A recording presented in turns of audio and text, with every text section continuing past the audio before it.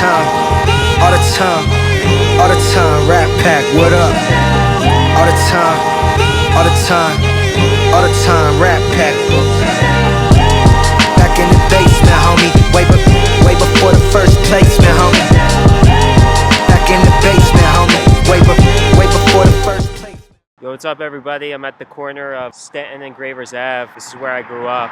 And I sort of think of it as the perfect metaphor for sort of my own personal dilemma. If you head further down that street, then you'll be out of the city. You'll be in the suburbs called Winmore. If you head down further this street, you'll be in Philadelphia, technically. It's Philadelphia the same way tomato is a fruit. When everyone asks me, you know, where are you from? You from Philly? You from Philly? I kind of get confused and don't really know what to say. And a part of me feels like I'm sort of a fraud if I represent Philly, but it is technically true. All right, I'm gonna move from the street because it's loud as shit. Watching my happy block, my whole neighborhood hit the Diddy Bop. This sound like growing out my clothes, with stars in my pocket, dreaming about making my hood glow. This sound like every place I would go if I could fly.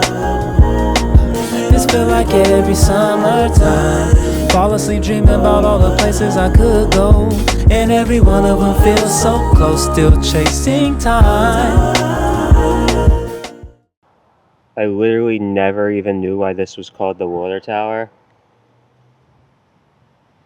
until now.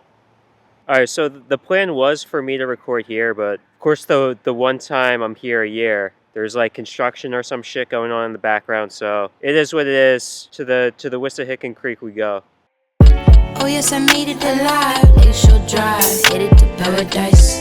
In this moment of mine, I can't recognize. See that the glare is bright, and with you compromise, I almost died. I doubt the water is red as mine. Hey, how you lonely in a room with God? Never slow up, not even a pit stop. Praying my niggas will never get caught. Overcame it all like I'm some big shot. Alright, it's been sort of a weird day filming wise. I thought nobody would be out and, you know, I would just have like everything to myself. It's like 12 p.m. on a weekday, but I got background noise from people here and I have the guys doing construction over there. Whatever, I'm just gonna record.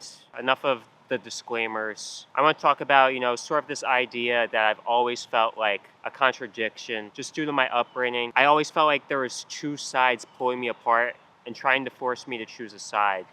But sort of, you know, me growing up on the borderline of Philadelphia and not knowing, you know, where to choose. And I sort of felt this as I got older, especially choosing high school. Everyone sort of went to like these suburban prep schools from my grade school.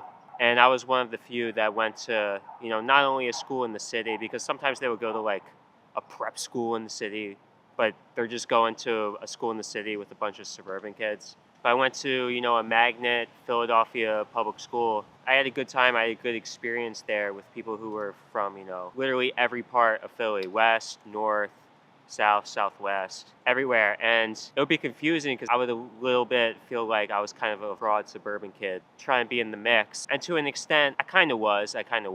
But, you know, just growing and learning, I've understood that we're all sort of beautiful contrasts and contradictions. It may not be where you're from or things of that nature, but just who we are as people, we're all sort of trying to balance multiple conflicting ideas at once. And, you know, it wasn't just geographical for me. It was also, you know, interpersonal family stuff with my mom and dad's family sort of trying to pull me apart. I really felt that a lot in 11th grade. I was trying really hard to be the mediator and be fair to both sides until I just couldn't. Even despite the shit my dad did to me, I still love him and I still wish the best for him. But he just was not mentally stable and I couldn't stay in that situation because I would get harmed. Psychotic at that certain point and I had to leave. And there was a lot of blame and shame towards my mom, people believing that she turned me against him, but he turned me against himself. Tension with me and that extended family, you know, and feeling like a contradiction in that sense. But sort of what I've learned is there will be that pressure to choose a side or whatever, but you don't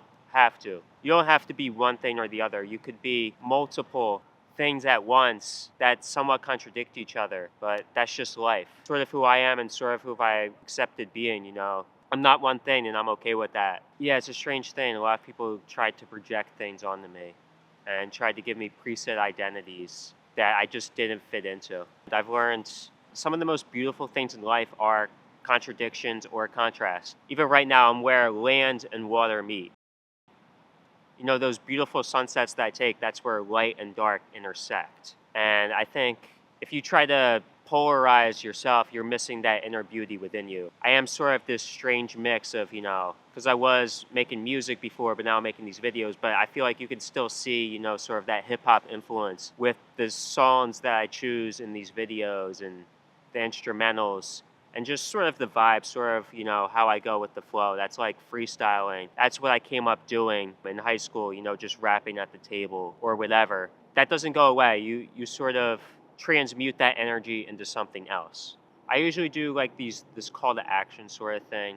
It's a little bit different here, but I guess, you know, the call to action could be, what's one contrast about yourself that you think is beautiful? Because so many times we're yelling, hypocrite, hypocrite, you did that, you hypocrite. But a lot of times people are just contrasts. And I think that's okay. I think it's okay to acknowledge that. Is it just that you're the first little thing that I ever saw? Is it mine? Or is my imagination running too far?